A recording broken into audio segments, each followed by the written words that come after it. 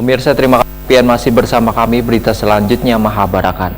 Komisi 3 DPRD Banjarmasin memanggil Dinas Lingkungan Hidup untuk melakukan rapat dengar pendapat.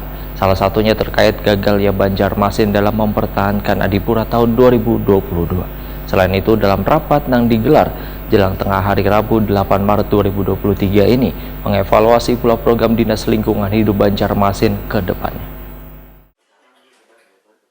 Komisi 3 DPRD Banjarmasin memanggil Dinas Lingkungan Hidup untuk melakukan rapat dengar pendapat, salah satunya terkait gagalnya Banjarmasin mempertahankan Adipura tahun 2022.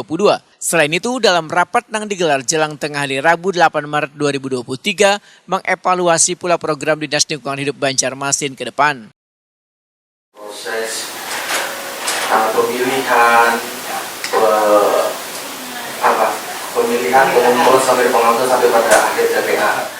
Ketua Komisi 3 DPRD Banjarmasin Hilya Aulia Wetakuni Prima TV memedahkan Dinas Lingkungan Hidup dinilai lengah wan kada maksimal dalam mengelola serta mengawasi ratik yang dibuang warga. Politisi PKB ini meminta Dinas Lingkungan Hidup untuk lebih memperketat lagi pengawasan di wadah pembuangan ratik karena sudah terpasang CCTV sehingga dengan mudah melihat oknum yang membuang ratik di luar jam operasional. Hilya Aulia meminta pula Dinas Lingkungan Hidup bisa menumbuhkan kesadaran warga supaya kada membuang ratik sembarangan. Ada berbagai macam dari teman-teman komisi yang memberikan saran bagaimana agar kita tidak tahun depan tetap mendapatkan Adipura, dan memang benar-benar bahwa kota Banjarmasin ini yang dianggap orang kotor, yang dianggap orang semrawut itu tidak lagi, karena sesuai dengan visi misi wali kota bahwa Banjarmasin adalah kota yang beriman, barasih, wan nyaman, itu harus ditekankan kan. Nah, kita tadi tegas kepada DLH bahwa ini adalah PR besar bagi DLH, dan bagaimana DLH sendiri bisa mencari solusi untuk mengembalikan kepercayaan masyarakat. Nah, mereka mengatakan bahwa memang sekarang masyarakatnya juga yang banyak yang kurang sadar dalam hal ini.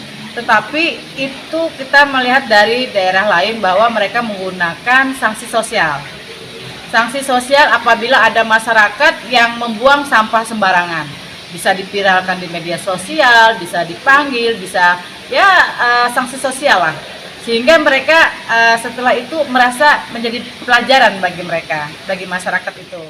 Sementara itu, Kapolres Lingkungan Hidup Banjarmasin Alip Yospahalop memadahkan bila nilai Adipura untuk Banjarmasin kada menurun tapi stagnan. Namun di tahun 2022 ini ada penilaian tambahan hingga membuat Banjarmasin kada mendapatkan Piala Adipura tapi hanya mendapatkan sertifikat Adipura. Menurut Alip Yospahalop, resapan atau ketersediaan ruang terbuka hijau di Banjarmasin masih sangat minim, yaitu baru mencapai 1,88%, lantaran keadanya penambahan anggaran untuk menambah ruang terbuka hijau wan wadah pembuangan ratik karena pengalihan anggaran untuk penanganan COVID-19.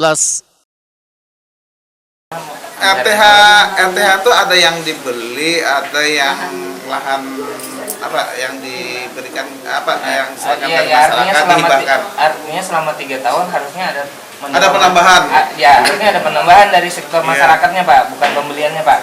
Ini dari sektor masyarakatnya itu ada penambahan lah, Pak, selama 3 tahun terakhir. Tidak ada, Pak. Sama sekali stagnan. Karena masalah COVID tadi, karena anggaran kita pun turun dari semestinya seperti biasa kan, ada penurunan sekitar 20%. 20%. Berarti RPH kita tuh yang paling banyak di daerah mana kan, Pak? Kalau di wilayah tengah, wilayah perkotaan kan otomatis kada pola gitu. Selatan lah. Jadi satu kecamatan aja yang penopang. Tapi yang lainnya tersebar di beberapa titik. Nah, jadi itulah yang jadi fokus dari Komisi 3 tadi di mana-mana yang kita bisa untuk melakukan perluasan RTH untuk terus dikembangkan, dan dari di Komisi 3 akan mendorong sepenuhnya bagaimana kita mengembalikan Adipura itu ke Banjarmasin. Tapi yang terpenting itu pada intinya bukan Adipura itu, tapi adalah mindset merubah masyarakat bagaimana mengelola sampah, mengelola itu dengan baik gitu ya.